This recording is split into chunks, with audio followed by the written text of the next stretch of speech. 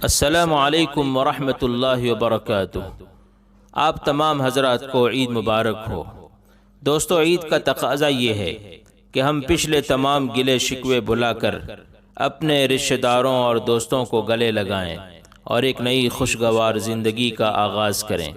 اور دوستو، عید کا پیغام یہ ہے کہ ہم زندگی رمضان المبارک کی طرح گزاریں، بری باتوں کو چھوڑ کر اچھی باتوں کو اپنا کر، تھوڑے مجاہدے اور تھوڑی مشقت کے ساتھ اور اللہ رب العزت کے ساتھ مضبوط رشتہ قائم کر کے اگر زندگی رمضان کی طرح گزرے گی تو موت عید کی طرح آئے گی اور ایسی خوشیاں لے کر آئے گی جس کا ہم تصور تک نہیں کر سکتے ہیں۔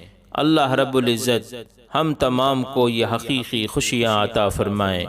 آخر میں پھر ایک بار دل کی اتھاہ گہرائیوں سے آپ سبھی کو عید مبارک۔ السلام علیکم ورحمۃ اللہ وبرکاتہ۔